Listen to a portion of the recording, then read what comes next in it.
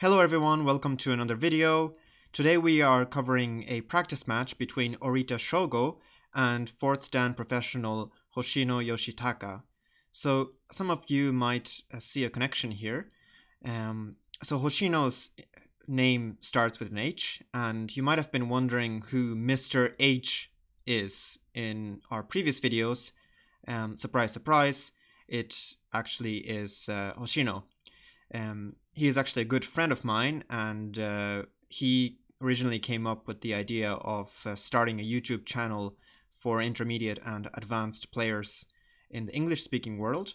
And basically, up to now, he's been remaining anonymous. But for this match, for the first time, we are presenting him as one of the players. Orita Shogo is now happily a 4th Dan professional player, but at the time of the game, he was still an amateur with one match to go. And this match was played as a practice/preparation for the 4th match in Orita's professional examination. So the format of this game is each player had 3 hours of thinking time followed by 1 minute per move. And it was played in a very casual setting, but given the format, each player was quite serious. So let's see how this goes. So Orita opens the game with pawn to 2-6. There we go. Announcing a static rook opening, and Hoshino responds with pawn to 8-4, which is also a static rook. Pawn to 2-5, pawn to 8-5, gold to 7-8, gold to 3-2, silver to 3-8, silver to 7-2, and king to 5-8. And then now king goes to 4-2, pawn to 3-6. So we might have discussed this before, but in modern mutual static rook openings, it's actually quite common for black to not exchange the second file pawn too soon.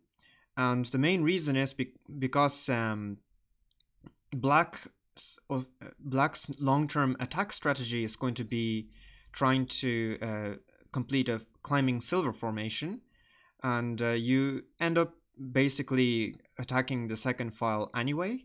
So you might as well spend that one move on building up the climbing silver than spend it on a pawn exchange, which you will basically repeat later in the game anyway. The other reason is, of course, due to computer software and the rise of Shogi engines. And engines tend to suggest that in certain situations it's actually beneficial for black to not rush the second file pawn exchange. If you're a beginner, then I would have said go ahead and do exchange those pawns, because having an extra pawn is always useful. But for intermediate and advanced players, I would suggest that depending on your overall game plan, you actually want to hold off on the exchange and do what Orita is doing here, which is basically completing the climbing silver. So Hoshino decides to exchange the 8th file pawn, and Orita defends with pawn to 9-6. So now an 8-7 drop would allow the bishop to go to 9-7. So Hoshino now opens the bishop route with pawn to 3-4. If Hoshino chose to capture the pawn with rook to 3-6, then of course a pawn drop on 8-2, rook goes back to 8-6, and then pawn captures the knight. Rook captures back, and then a pawn exchange on the second file, and then pawn drop on 2-3 defending, and then rook goes back to 2-5, pawn drop on 8-6, pawn drop on 8-5, and the advantage here is of course for black, because black has successfully defended the 8th file while also capturing white's knight, and white hasn't really gained anything in return. So from here, black can just capture that 8-6 pawn with the bishop, and basically will already be in a very, very strong position. So this is why white cannot capture the 3-6 pawn, so instead played pawn to 3-4. And black responds by exchanging the second file pawn, pawn to 2-4, pawn captures back, and rook captures back, pawn drop to 2-3 defending, and then rook captures on 3-4. And then bishop goes to 4-4. So again, black did capture an extra pawn, but white is ready to capture that rook. So let's see how black continues the attack from here.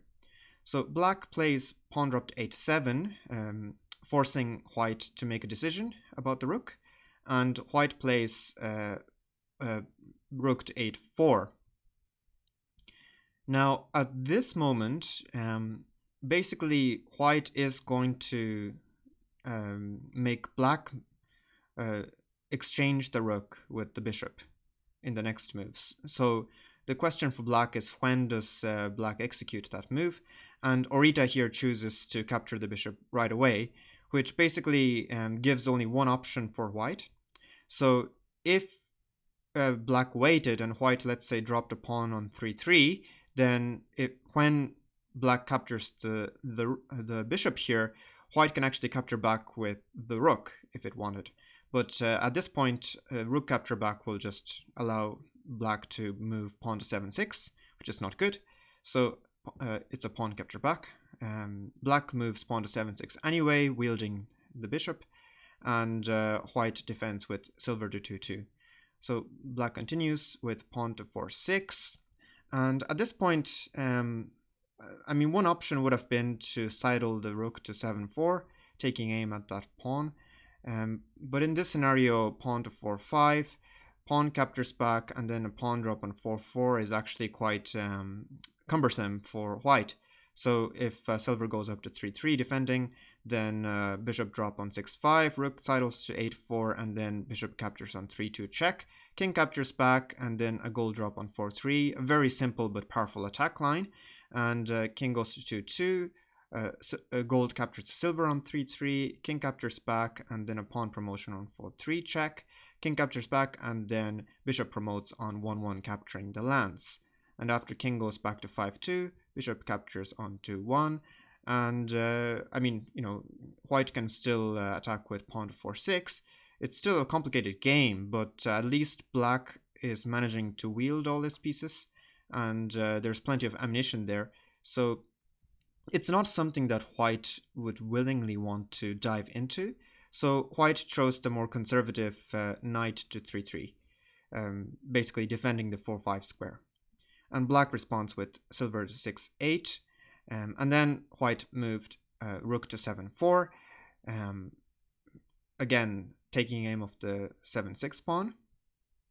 But actually this move, Hoshino later said that this move was a little bit hasty, in that the next move was out of off his radar, and that was a bishop drop on 6-5. At this point, both players spent about an hour each, and they would have had more time to think if they felt the need to do it. So this was completely overlooked by Hoshino, basically. It's such a kind of a simple move that professionals would probably not even consider, but this was actually quite a good move. So in the actual game, white played pawn to 6-4, forcing the exchange. But let's say white moved the rook to 6-4 instead. In that case, black will simply play bishop to 5-6, now targeting that knight. And if rook goes to 5-4,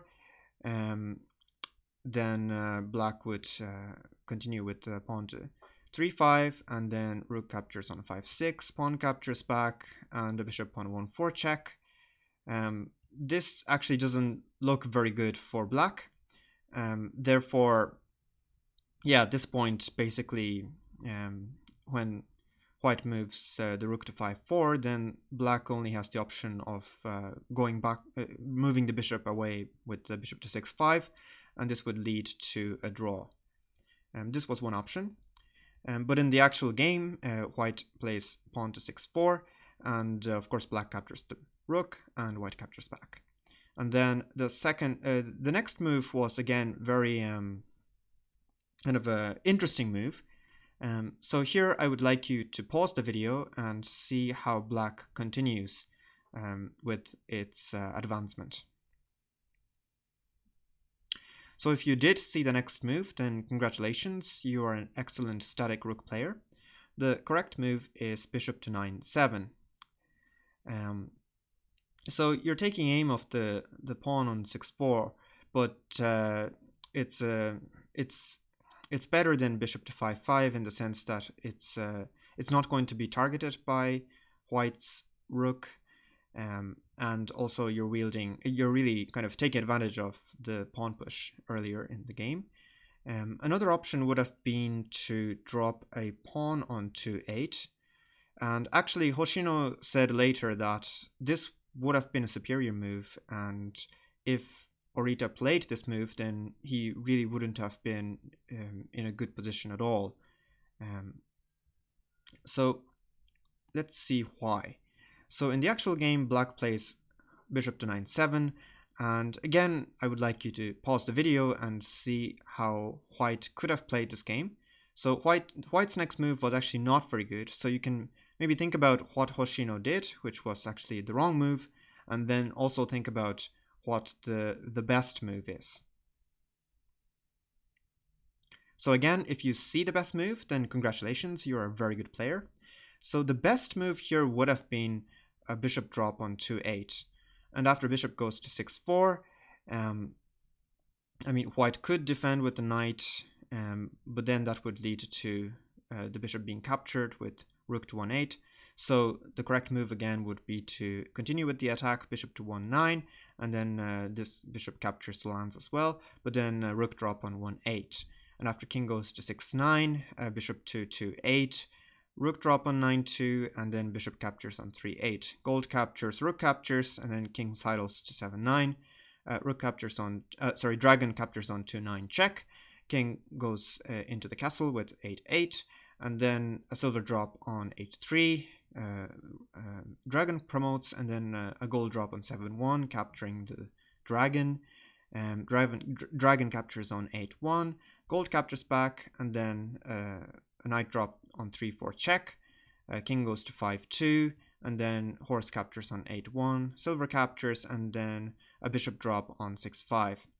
So this is still quite a complicated endgame, but the advantage would have been that white has a clear goal, namely to buy enough time so that the double rook can checkmate black's king. And although black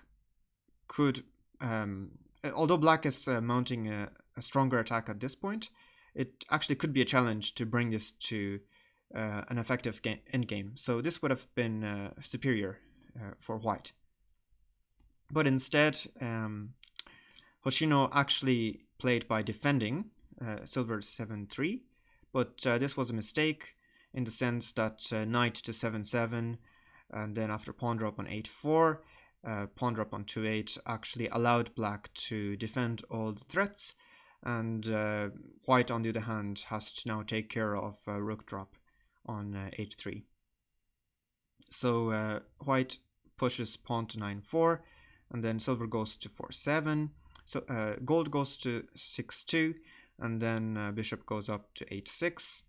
Rook drop on 8-9, rook drop on 7-9, rook captures, gold captures, and bishop drop on 5-4. And then a pawn push on 3-5. Again, that's the weak point for white. And bishop goes to 7-6, gold goes up to 7-8, and then a pawn push on 8-5.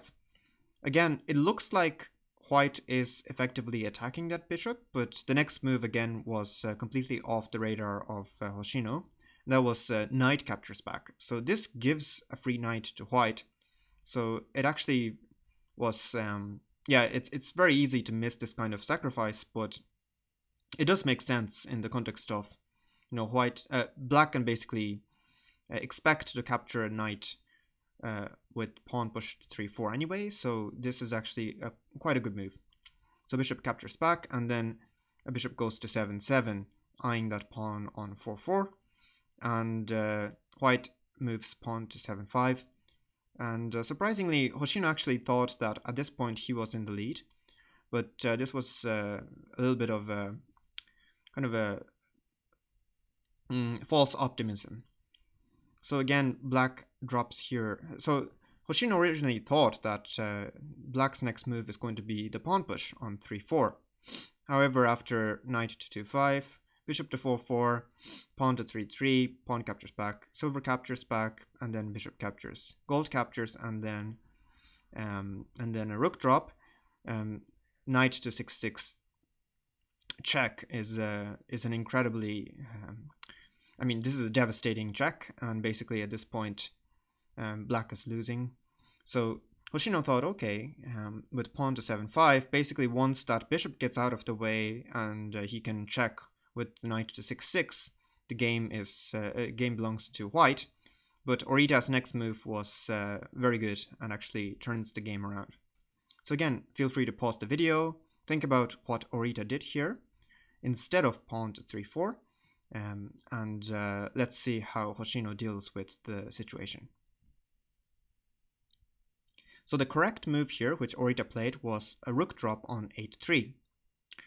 And it was a brilliant change of plans in the sense that now instead of attacking with pawn to 3-4 and bishop to 4-4, Orita is planning to attack from the left side. So of course bishop has no choice but to go to 6-3, but a pawn drop on 7-4 is a very good move. And then after silver captures, rook promotes on 8-2. Again, in the actual game, gold sidled to 5-2, but actually king to 5-2 was slightly better. So a sample variation from here is dragon to 9-1, pawn to 3-6, silver to 3-8, knight goes to 2-5, dragon comes back to 8-2, and then knight drop on 3-7. And as you can see, it's actually kind of tough for black to fend off this attack. And black only has a lance, meaning that black's attack is actually not as effective as the board might suggest. Yeah, so anyway, this was the better move, but again, gold sidles to 5-2, and pawn drop on 7-3. Pawn push to 7-6, bishop goes to 8-8, and then a pawn drop on 3-6, pawn promotion on 7-2, pawn promotion on 3-7, knight captures back, and then another pawn drop on 3-6. But the gold general settles to 6-2. At this point, it's pretty clear that white is one move behind black.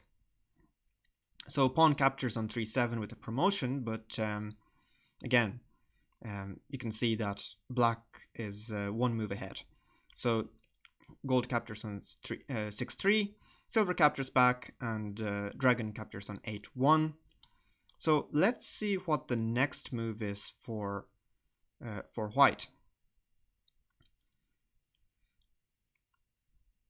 So the next move is actually very tricky, and if you did see the next move, then congratulations, you are an amazing player. So the correct move, which Hoshino played, was knight to 3-4.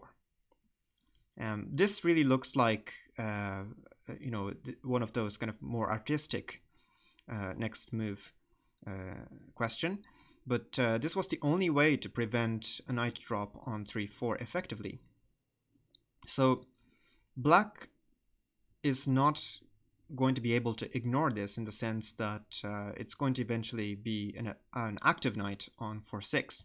So black has to capture back, and then a rook drop on 2-9 basically now gives white the lead in terms of the number of moves. So this was a brilliant knight drop by Hoshino, and I'm pretty sure that Orita was not very comfortable when he first saw this move. But again, it is a bit of a desperate move as well. So this is a good example of how playing the most beautiful move doesn't necessarily lead to victory. So let's see how this game eventually closes. So black captures this bishop, of course, and then a rook drop on 2-9. Black captures the other knight on 3-3, check, and then silver captures back. And then black drops the knight on 3-4, silver captures back, and a bishop drop on 4-5. Basically a check on the king, and after knight drop on 2-4, captures the gold general on 3-7, removing the threat. And after pawn drop on 3-6, bishop comes back to 4-8, very sensible move. And after rook captures on 1-9 promoted, black drops a knight on 2-6. So although Hoshino did make a brilliant move earlier, nonetheless, you can see that in terms of resources, black is up a bishop, and that's making a huge difference here. So silver comes up to 3-5, but pawn drop on 3-3, gold captures back, pawn drop on 3-4, gold sidles to 4-3, knight drop on 5-5, knight drop on 4-1 defending, knight captures on 6-3, gold captures back, and dragon goes to 6-1. And at this stage, white resigned the game. So as you can see, the two gold generals are doing little to no work in terms of defense, and it's very difficult for white to defend the 5-2 square. A piece drop there would actually just lead to a free capture with a silver drop on 5-1 check. And meanwhile, black's defense is basically, incredibly solid, and black's king is untouchable. So it's quite understandable that Hoshino gave up the game at this point. So there were quite a few interesting next moves in this game, but I guess the bottom line is that a very natural looking move could actually lead to trouble, and in this case Hoshino could have spent more time in the middle game to make sure he had all the moves taken into consideration. So I hope you enjoyed this video. Please subscribe, like, and share. Also, if you have any feedback, leave those in the comments. We always appreciate your comments.